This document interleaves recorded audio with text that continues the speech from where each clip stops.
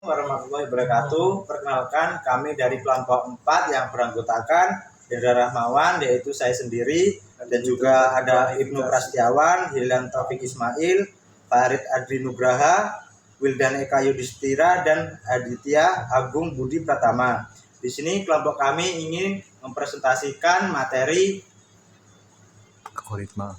algoritma genetika yang akan dijelaskan kepada. Baik, Bismillah. Di sini saya akan menjabarkan tentang konsep awal, yaitu pada tahun 1950-an sampai 1960-an. Yaitu ide dasar dari algoritma genetika sudah mulai berkembang sejak awal kemunculan komputasi pada 1950-an. Ilmuwan komputer seperti Alan Turing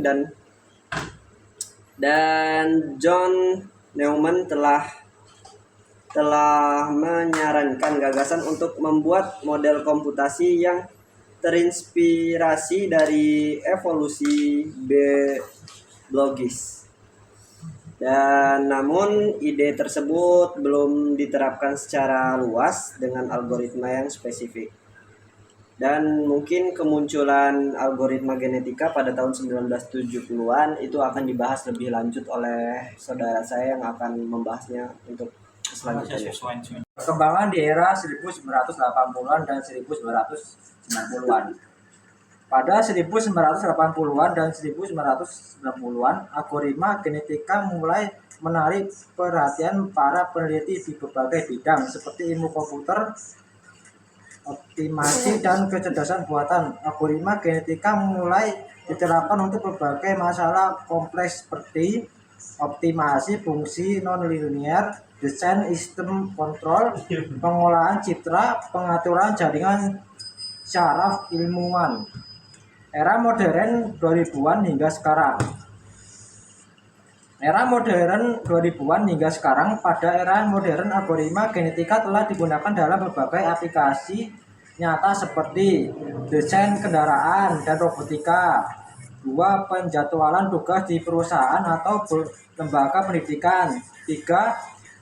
Pengoptimalan investasi di sektor keuangan, 4. Pencarian solusi dalam masalah ilmu kedokteran dan biomatika. Di sini saya akan menjelaskan tentang algoritma genetika atau genetic algorithm. Algoritma genetika adalah metode pencarian dan optimasi berbasis komputasi yang terinspirasi oleh proses dan seleksi alam dalam teori evolusi manusia. Algoritma ini menggunakan mekanisme seperti seleksi, mutasi, dan juga rekombinasi, atau biasa disebut dengan CRISPR, untuk menghasilkan solusi optimal dari populasi solusi yang sudah ada.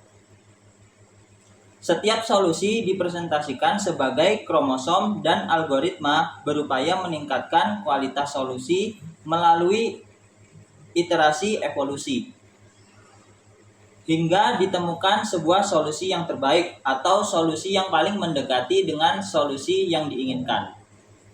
Di sini saya akan menjelaskan materi mengenai definisi penting dalam algoritma genetika. Untuk materi yang pertama ada kromosom. Struktur yang mempresentasikan solusi potensial dalam ruang pencarian. Setiap kromosom terdiri dari gen. Lalu ada gen, unit dasar dari informasi yang terdapat dalam kromosom, mirip dengan variabel suatu solusi.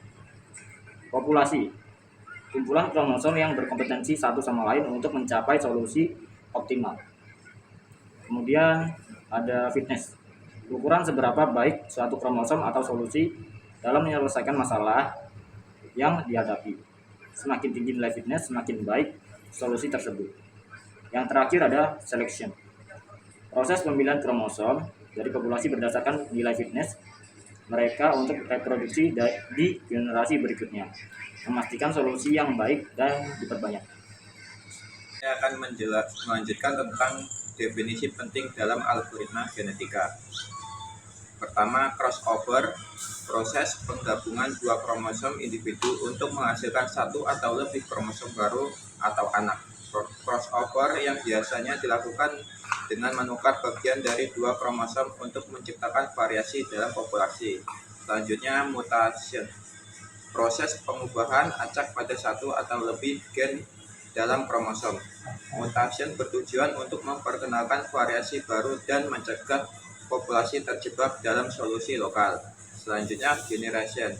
Satu iterasi atau siklus dalam proses evolusi algoritma genetik di mana populasi baru dibentuk melalui seleksi, crossover, dan mutasi dari populasi sebelumnya. Selanjutnya, konvergensi.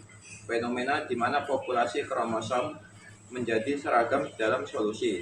Biasanya menunjukkan bahwa algoritma telah mencapai atau mendekati solusi optimal. Selanjutnya, elitisme.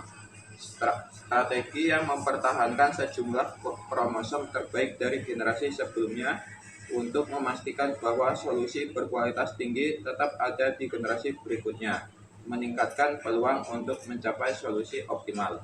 Sekian presentasi dari kelompok kami. Apabila ada kesalahan kami mohon maaf. Saya akhiri, wabillahi taufiq wal hidayah. Assalamualaikum warahmatullahi wabarakatuh.